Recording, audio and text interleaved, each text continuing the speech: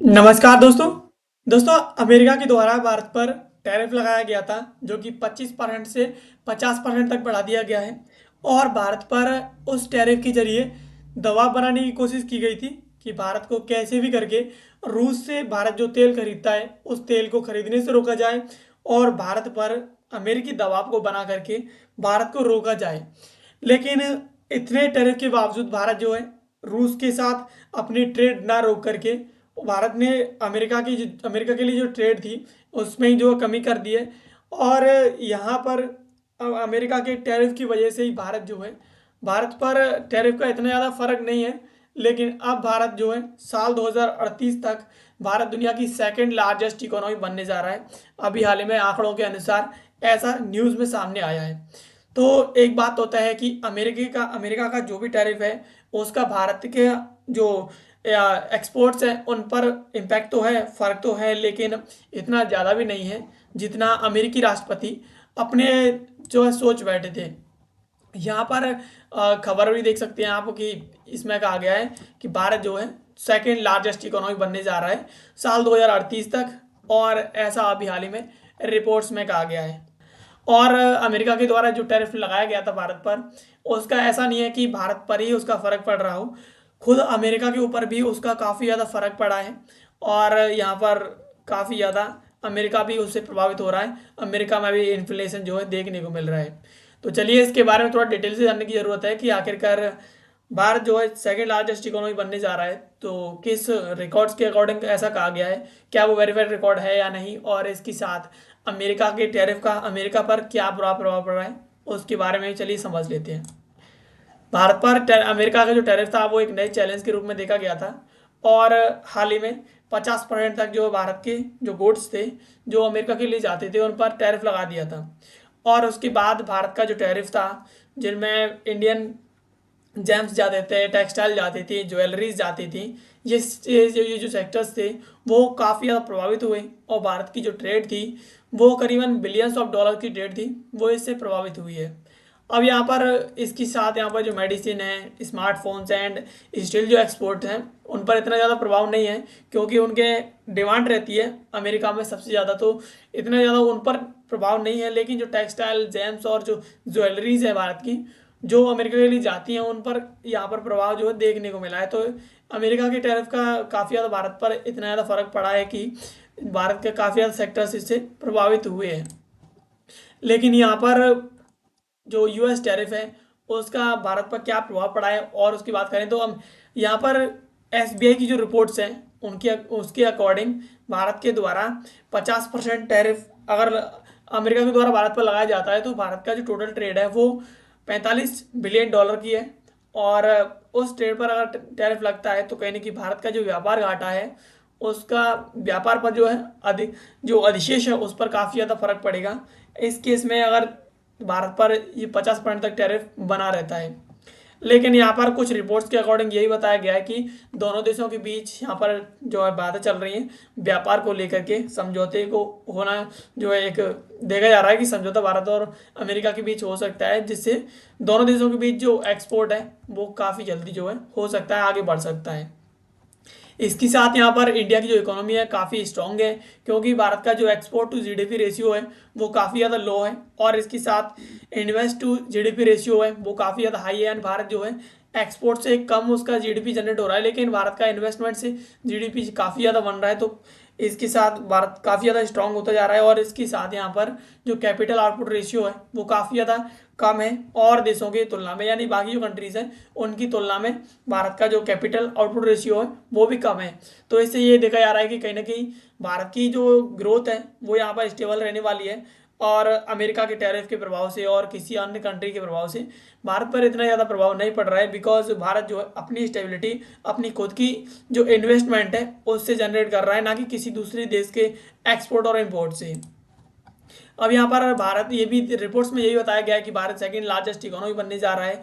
तो जो EY economy watch इसकी एक रिपोर्ट आई है और इसके अकॉर्डिंग ये देखा गया है कि आईएमएफ की जो रिपोर्ट्स हैं रेट्स हैं उनके अकॉर्डिंग 2028 और 2030 के बीच इंडिया का जो ग्रोथ रहने वाला है वो 6.5% और अमेरिका का जो ग्रोथ ग्रोथ रहने वाला है वो 2.1% रहने वाला है। तो इस तरीके से कहीं ना कहीं दोनों देश जो है सरपास करने वाले हैं और 2038 तक इंडिया दुनिया की सेकंड लार्जेस्ट इकोनॉमी बनने जा रहा है परचेजिंग पावर पैरिटी, यानी जो पीपीपी है उसमें भारत जो है दुनिया की दूसरी इकोनॉमी बनने जा रहा है अभी आई जो ईवाई इकोनॉमी रिपोर्ट्स हैं उनके अकॉर्डिंग। अब यहाँ पर साल 2030 तक ये भी बताया गया है कि भारत का जो जीडीपी टर्म है पीपीपी में वो 20.7 ट्रिलियन डॉलर का होने वाला है और इसकी साथ साल 2038 तक ये कहीं ना कहीं 34.2 ट्रिलियन डॉलर तक पहुंच जाएगा, जो कि यूएस इकोनॉमी को भी सरपास कर सकता है। और इसके साथ यहाँ पर भारत और जो मार्केट एक्सचेंज रेट है वहाँ पर भी भारत जो है जापान को साल 2025 में और जर्मनी को साल 2028 तक जो है पीछे छोड़ देगा। तो इस तरीके से भारत जो है थर्ड जो लार्जेस्ट इकोनॉमी है वो भी बनने जा रहा है। तो कहीं ना कहीं भारत जो है अपनी इकोनॉमी को काफ़ी ज़्यादा स्टेबल रखे हुए है और सरपास करते हुए जा रहा है। अमेरिका को सरपास कर सकता है फ्यूचर में और इसके साथ जापान को सरपास कर चुका है और जर्मनी को करने वाला है। और कहीं ना कहीं इन सब चीज़ों को सरपास करते हुए भारत जो है तो अभी अभी चौथी लार्जेस्ट इकोनॉमी है, उसके बाद तीसरी लार्जेस्ट इकोनॉमी बनेगा और साल 2038 तक जो है दुनिया की दूसरी largest economy purchasing power parity में बनने जा रहा है। तो ये कहने की काफ़ी ज़्यादा पावरफुल है मूव है भारत की। और अमेरिका के टैरिफ के बावजूद जो है भारत इतना आगे बढ़ चुका है कि देख सकते हैं कि भारत पर इतना ज़्यादा कोई अमेरिकी टैरिफ का और इतना ज़्यादा प्रभाव नहीं देखने को मिल रहा है। अब यहाँ पर अमेरिका का जो टैरिफ है उसका कहने की अमेरिका पर भी जो इम्पैक्ट देखने को मिला है। यहाँ पर एसबीआई रिपोर्ट्स कहती हैं कि यूएस का जो जीडीपी है वो 40 से 50 बेसिस पॉइंट्स पर डाउन होते दिख रहा है यहाँ पर। और कहीं ना कहीं जो 0.44 से लेकर के 0.5% तक डाउन होता हुआ दिख रहा है। और यहाँ पर इनपुट जो कॉस्ट इन्फ्लेशन है अमेरिका में वो भी काफ़ी ज़्यादा बढ़ चुकी हैं, यानी अमेरिका में महंगाई काफ़ी ज़्यादा बढ़ चुकी हैं भारतीय जो एक्सपोर्ट जाते हैं उनके ना जाने की वजह से। तो कहीं ना कहीं इसका अमेरिका का जो मार्केट है उस पर भी काफ़ी ज़्यादा प्रभाव देखने को मिला है। और इसके साथ जो हमें यहाँ पर अमेरिकी जो प्रोडक्ट्स हैं जो काफ़ी ज़्यादा जिनका भारत से एक्सपोर्ट होता है वो अब अमेरिका में काफ़ी ज़्यादा एक्सपेंसिव होते हुए जा रहे हैं, वहाँ पर महंगे होते हुए जा रहे हैं। तो इस वजह से कहीं ना कहीं अमेरिका पर प्रभाव पड़ रहा है। और यूएस में जो इन्फ्लेशन है वो कहीं ना कहीं फेडरल रिजर्व के रूप में देखा जाए तो 2% तक जो है रहने वाला है साल 2026 तक। तो इस तरीके से देख सकते हैं कि अमेरिका पर भी काफ़ी ज़्यादा प्रभाव टैरिफ का देखने को मिल रहा है। और जो अमेरिकन इंडस्ट्रीज़ हैं जो मोस्ट ऑफ जो टैरिफ में कहीं ना कहीं जो काउंट हो रही हैं जिनमें इलेक्ट्रॉनिक्स हैं, ऑटोमोबाइल्स हैं, कंज्यूमर जो ड्यूरेबल्स हैं वो कहीं ना कहीं डिपेंड रहती हैं इंपोर्ट्स पर। तो इंपोर्ट्स ना जाने की वजह से कहीं ना कहीं इन इंडस्ट्रीज़ पर अमेरिकन जो इंडस्ट्रीज़ हैं उन पर काफ़ी ज़्यादा जो है प्रभाव देखने को मिला है। इसके साथ भारत की और जो स्ट्रेंथ है इंडियन इकोनॉमी की उसकी बात करें तो कहीं ना कहीं भारत की जो सरकार है उसका जो डेब्ट टू जीडीपी है, कर्ज से जीडीपी है, वो कहीं ना कहीं उसका रेशियो है 81.3% साल 2024 तक। और इसके साथ एक्सपेक्टेड जो फॉल इसमें आने वाला है, गिरावट आने वाली है साल 2030 तक, वो करीबन 75.8% तक जाने वाली है। तो यहाँ कहीं ना कहीं देख सकते हैं कि इसमें भी काफ़ी ज़्यादा जो है भारत जो डाउन जो रेशियो है उसमें साल 2024 से लेकर 30 के बीच में डाउन जो काफ़ी ज़्यादा देखने को मिला है। अब यहाँ पर ये काफ़ी ज़्यादा सही है, बाकी और कंट्रीज़ हैं उनकी तुलना में, जैसे कि अमेरिका है, चाइना है, जर्मनी है, इनकी तुलना में काफ़ी ज़्यादा कम है। और यहाँ पर देखा जा रहा है कि इनमें जो अमेरिका में और जो चाइना जर्मनी है इनमें कहीं ना कहीं ये जो है और डेब्ट टू कर्ज है वो कहीं ना कहीं इनमें बढ़ने की संभावना है और बढ़ भी सकता है। और इंडिया का जो इन्वेस्टमेंट रेशियो है जीसीएफ है वो कहीं ना कहीं 30% तक जो है अभी। और ये कम मतलब जो साल 2021 है कोविड-19 ईयर रही थी तो उसमें यहाँ पर इन्वेस्टमेंट रेशियो कम था, लेकिन अब जो ये इन्वेस्टमेंट रेशियो है वो काफ़ी ज़्यादा बढ़ता हुआ जा रहा है। साल 2020 से 23 के बीच में इंडिया का जो फाइनल कंजप्शन एक्सपेंडिचर था वो करीबन जीडीपी रेशियो स्टेबल था इस बीच में 71.8% से लेकर के 72.7% इसके बीच रहा था। तो कहीं ना कहीं ये चीज़ें दिखाती हैं कि भारत जो है स्ट्रॉन्ग डिमांड रहती है भारत की, और यहाँ इन सब चीज़ों में भारत जो काफ़ी ज़्यादा स्ट्रॉन्ग है।